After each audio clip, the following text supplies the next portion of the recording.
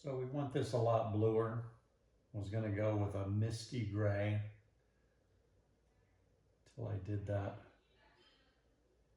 AI example of more vibrant colors with higher contrast.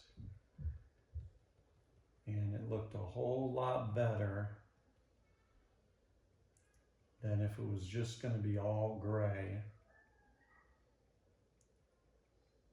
That's what we want, is for it to be better.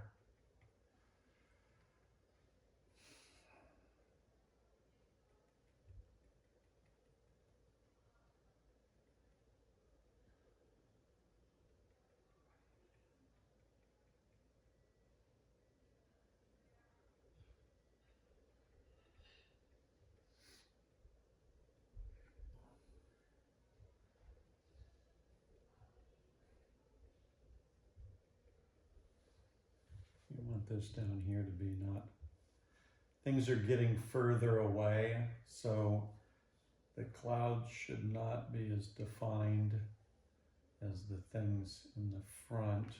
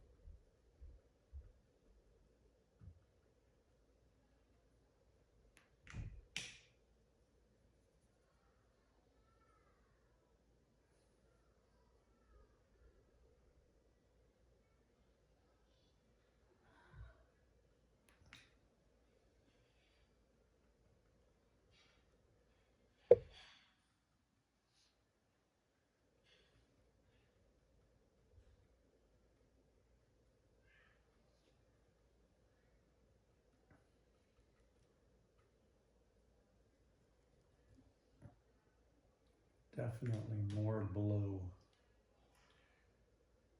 just so it's more striking. So you're walking by the artwork in a gallery or in a home, and it forces you to stop to look a little longer. Some of the water is drying, I think mostly over here because of this bow. The water's worked its way that way. You can see it gathering here.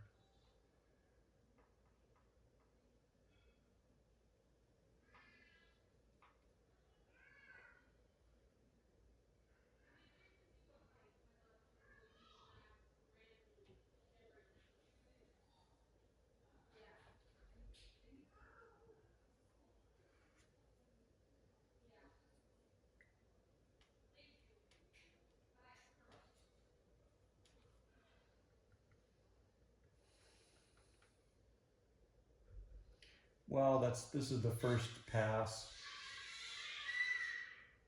with the bluer background. And we'll see how it dries and then go from there.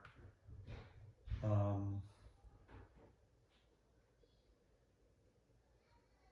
do have to pay attention to where this stuff's gathering.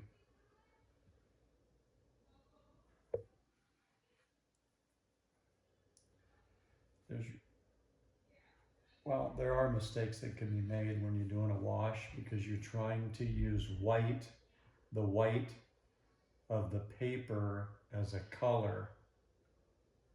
So you have to think about that. Because like if you go back with white acrylic paint like I did here, which had to be done because there was paint in there, and that has to be a sharp contrast.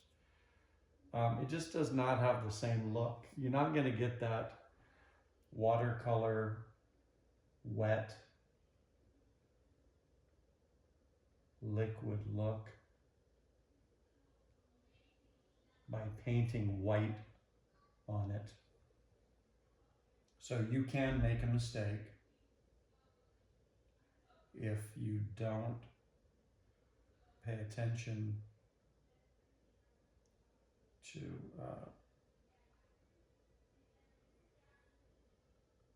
how it's affecting the paper. There's probably other mistakes you can make, but that's definitely one of them. But there's not that many mistakes you can make, because like if it's pencil, you can always erase it. If it's acrylic or oil, you can always paint over it and redo an entire face if you want. All right, I'm gonna leave that just sit.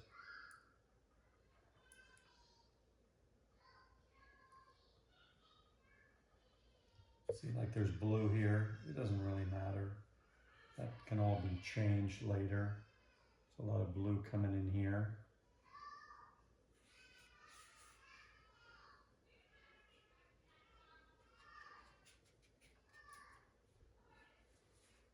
You can see how it's bleeding here.